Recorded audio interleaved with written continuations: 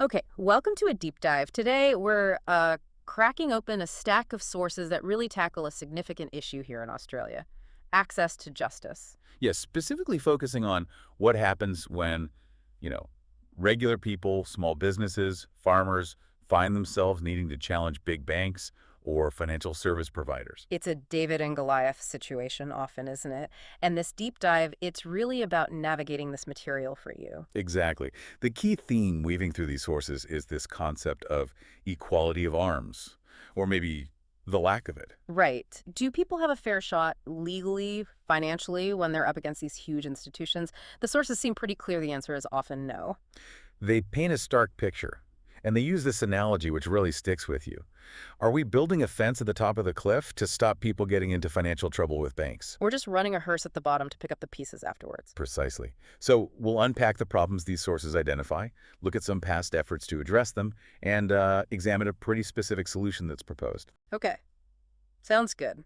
Let's jump into the material. Where did the sources start us off? They take us back to early 2019, a really pivotal time, actually. Right, that was just after the Hain Royal Commission final report landed, wasn't it? It was. And there was a big shift in handling financial disputes. The old body, FOS, was replaced by AFCA, the Australian Financial Complaints Authority. AFCA. Okay. And the sources have something specific to say about how AFCA was set up, They certainly do. They point right at its structure. It's a company limited by guarantee. which sounds technical, but what's the rub? The rub, according to the material, is that its membership is only financial service providers, banks, insurers, etc. Only the companies it's supposed to be handling complaints about. That's what the sources highlight. And they add that the voting structure is weighted by the fees these providers pay. So the bigger the provider, the more say they have.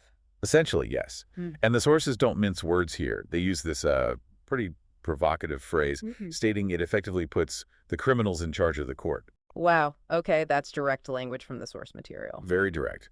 And they follow up by saying AFCA, well, over its first 3 years, it turned out to be a disappointment for consumers. A disappointment. Do they offer specifics on that? They do. They cite a significant NSW Supreme Court decision from March 2022. Okay. This wasn't minor. The court actually overturned an AFCA ruling, and the reason given, an absence of impartiality and independence. Impartiality and independence found lacking by the Supreme Court. That's quite something. It is.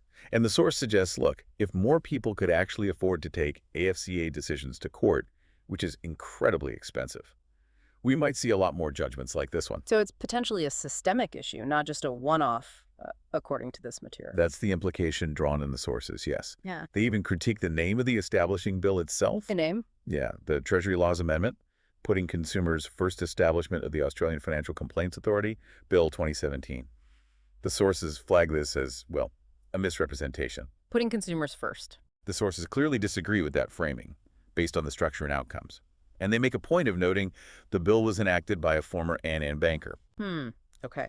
So this structural critique of AFCA links back to the bigger problem. Absolutely. It brings us right to the core issue, highlighted again and again in these sources, that fundamental lack of equality of arms. For everyday people, small businesses, Yeah. farmers, when a bank takes legal action against them. Exactly. The sources argue pretty forcefully that the legal sector itself, in this context, is essentially monetarized. It's just not set up, not fit for purpose to provide real access to justice for those without deep pockets. And the sources say this isn't exactly breaking news, right? The government knows about this. Oh, definitely. The material emphasizes the federal government have been aware for a long time. They point out the Legal and Constitutional Affairs References Committee has looked into access to justice multiple times. How many times? At least 3 since 2000 alone, according to the sources. June 2004, December 2009, and then again in April 2019. 3 inquiries. And that 2009 one, there was something specific about that. Yes, the sources quote a really striking prediction from that 2009 report. The committee basically said, look, if major reforms don't happen, within a decade, we'll be back here. Back doing another inquiry. Yep. Investigating a failing or failed legal system and asking, this is the quote, why wasn't something done about this 10 years ago? That's chilling, predicting their own future inquiry. And guess what? The sources point out 10 years later, 2019, that same committee was holding another inquiry. right into disputes with financial service providers, the prediction came true. It did. And the sources note, okay, now another 4 years have passed since that 2019 inquiry. And things haven't gotten better. The argument in the material is, no, they haven't improved. Arguably, they say it's worse. The system is still that hearse at the bottom of the cliff. And bodies like ASIC and APRA, how do they fit in? The sources portray them as acting like coroners, but only for selected corpses. They only investigate a fraction of the problems. And the rest. The people who fall through the cracks, failed by the system or dispute resolution. Forgotten, according to the sources. Lost in what they grimly call a mass grave. It's very stark language. And even if someone does manage to fight through it all, The sources suggest even those rare survivors often get ignored or just placated with minor concessions. They're left, and I quote, damaged, broke, and disillusioned.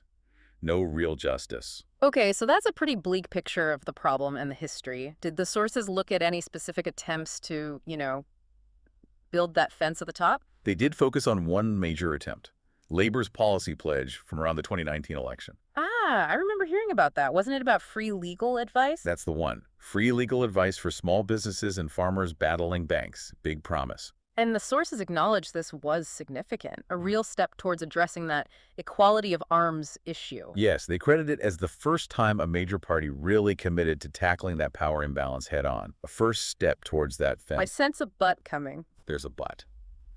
The sources identify 3 fundamental flaws they saw in that specific policy, even though the intent was recognized. Okay, flaw number 1. Funding, or rather, the lack of proportional funding. Millions might sound like a lot for legal aid. But compared to what the banks can spend on lawyers. Exactly. The sources call it pocket change against the bank's billion-dollar profits. The argument is banks can just match and raise, legally speaking.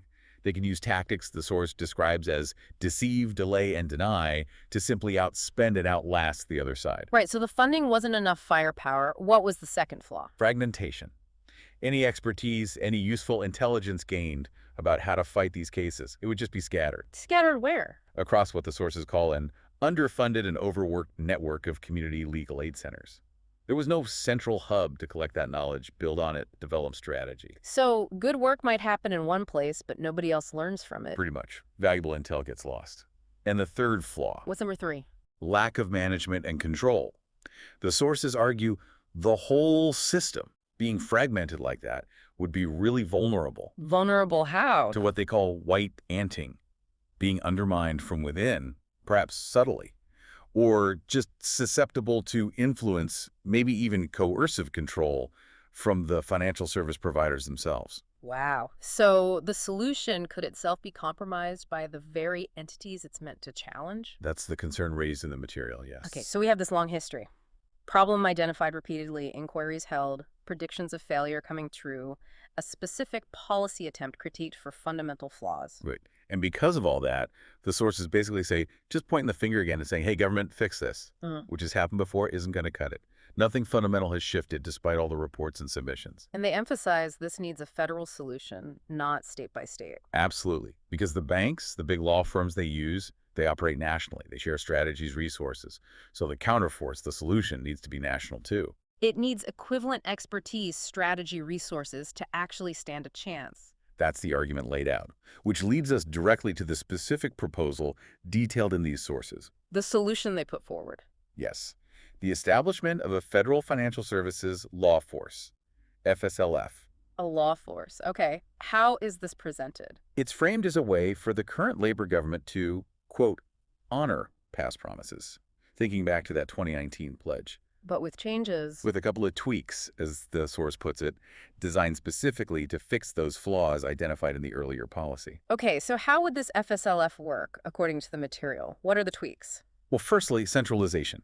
By bringing it together, the sources suggest it would actually reduce costs compared to the fragmented community legal aid approach. Cheaper and more effective. That's the idea. And crucially, it would retain and build expertise.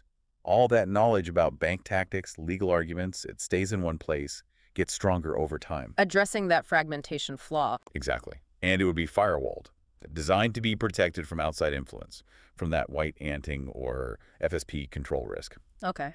And its main job. The core purpose, according to the sources, is to provide timely, equitable, and proportional legal representation For everyone. for all financial service provider, consumers, individuals, small businesses, farmers who are facing legal action initiated by a bank. Real equality of arms. And how would it interact with, say, community legal centers? Does it replace them? No, the sources suggest it would work with them.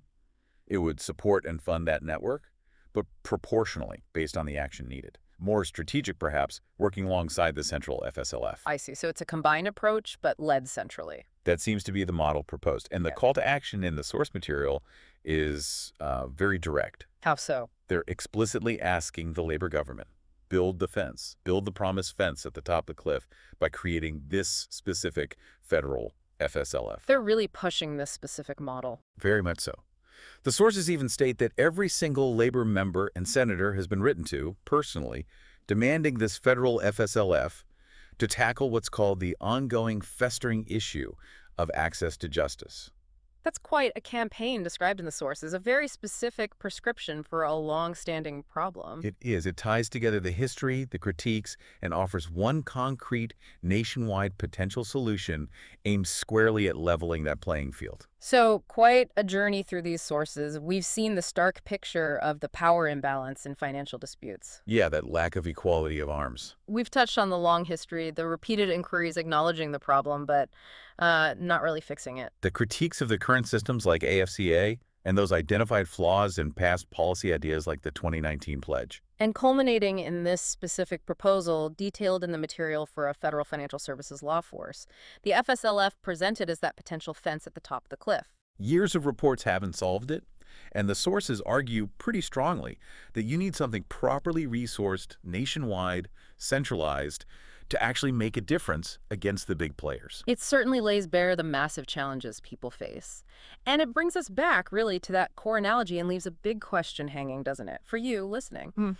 If everyone agrees access to justice in these financial disputes is a fundamental problem affecting so many Australians, what's the real responsibility of the system, the government, the regulators, the industry itself, to ensure that equality of arms is actually real? And thinking about everything we've discussed, the history, the failed attempts, this FSLF proposal, what kind of intervention do you think would genuinely prevent people from going over that financial cliff? What would truly build the fence instead of just managing the aftermath? What stands out most to you from this deep dive today? Something to mull